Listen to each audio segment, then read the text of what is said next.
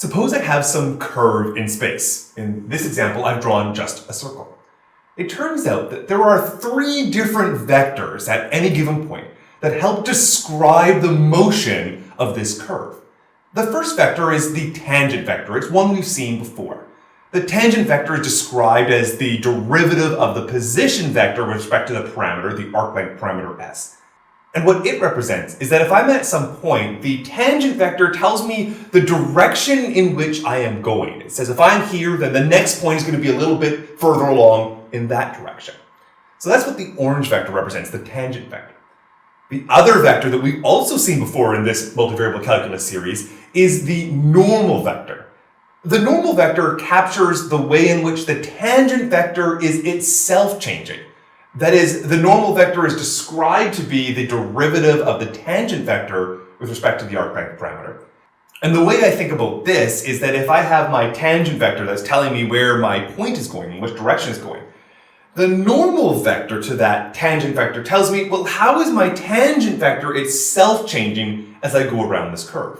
So in this particular example, the normal vector is always pointing towards the center of the circle, and the tangent vector is pointing along the edge of the circle, but it curves as I go around the circle.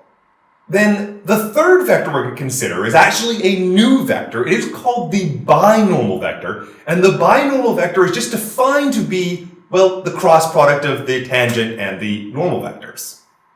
In this example, where we just have the circle, the normal vector and the tangent vector are all lined up on a plane, the plane in which that circle lives. So the tangent vector is always pointing along that circle, the normal vector always pointing to the center of that circle. And so both the tangent and the normal vector live on a single plane. And since the tangent and the normal vector lie on this same plane, the binormal vector, which is just defined to be the cross product of both of them, so it's normal to both the tangent and the normal vector, that vector is just going to be straight up.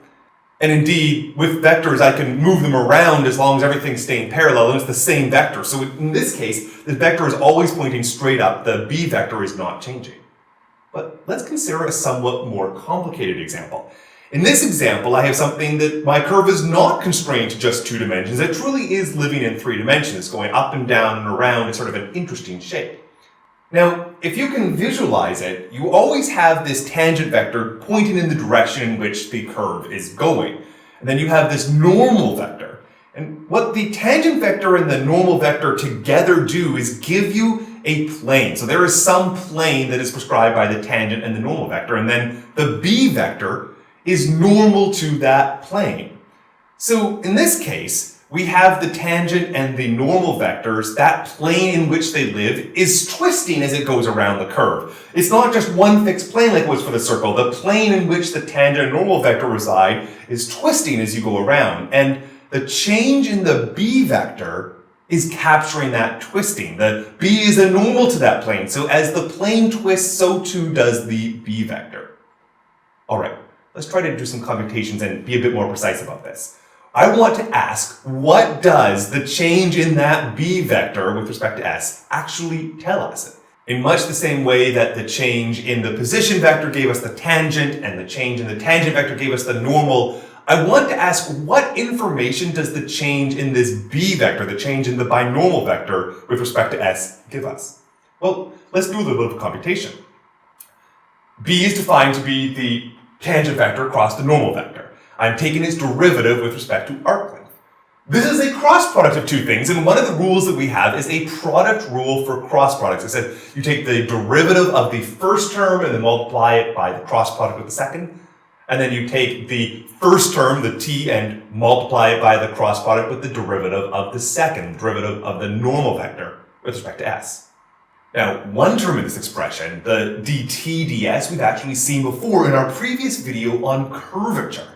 In that video, what we saw is that the change in the tangent vector with respect to s, which lay in the direction of that unit normal, the length of it was given by this parameter kappa, the curvature. So dt ds, it was just going to be some multiple of the unit normal vector. Okay, so if I plug that into it, I can replace it and just say this is just this kappa times the normal cross the normal. But the normal cross the normal, I'm taking a vector product of a vector with itself, that's just always equal precisely to 0. Indeed, if you think about two vectors, the cross product gives you the area of the parallelogram formed between them, but if you're taking the cross product of a vector with itself, that does not create any parallelogram with a non-zero area. Nevertheless, this first term can be cancelled. And so all that remains is that this derivative of the binormal vector with respect to s is just the tangent vector times the derivative of the normal vector with respect to s. So now I want to think about where is this dBds oriented in my space? Well, the first thing I can see is that clearly it needs to be orthogonal to that t vector. We say that it's a cross product of t and something else. And the cross product always gives a vector orthogonal to both the two components. So dBds is certainly orthogonal to the tangent vector. But it's also orthogonal to the binormal vector itself. One of the things we've seen in the past is that if you have a vector-valued function with constant length, and indeed, because t is a unit normal and n is a unit normal, their cross product b is a unit normal, so b does have unit length. Then the derivative of a vector with unit length with respect to its parameter is orthogonal to the original vector. So dBds, the derivative, is also orthogonal to b. So what we have is dBds is orthogonal to the tangent vector and to the binormal. So in our triple of the tangent, the normal, and the binormal, if it's orthogonal to the tangent and the binormal, that means it is parallel to the normal vector.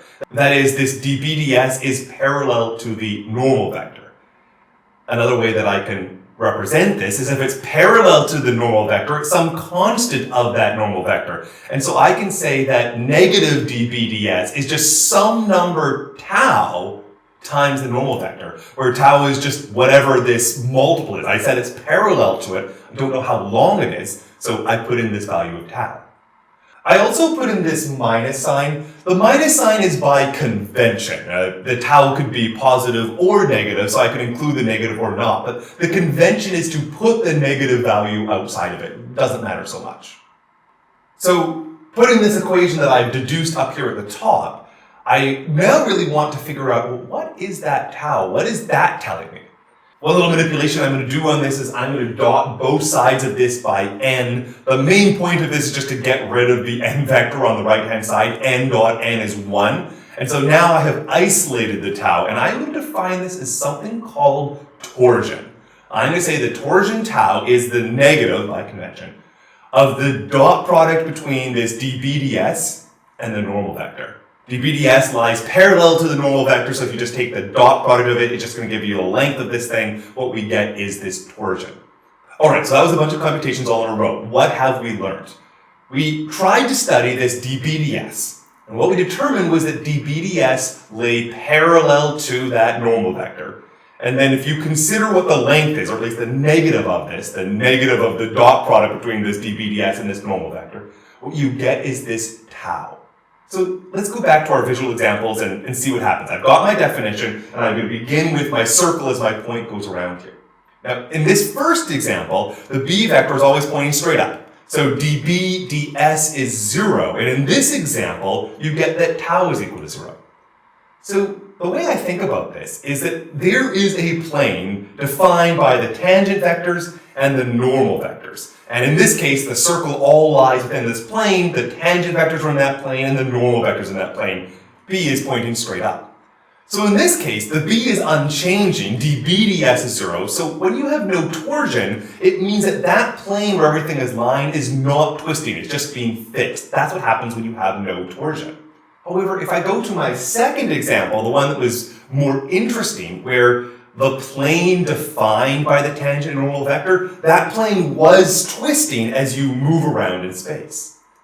So the torsion tells you the degree of that twisting. When the dBds is very large and gives you a very large tau, it means that that plane is twisting really quickly. When dBds was 0, the plane was staying fixed. For small values, maybe the plane's twisting, but only very slowly. Well, the final thing I want to compare is, in the previous videos we talked about curvature, and now we're talking about torsion. They're very similar. They're two different numbers, but they have different meanings. So what we saw in the last video was the curvature. And the curvature was all about the t vector, the tangent vector, and the n vector, the normal vector.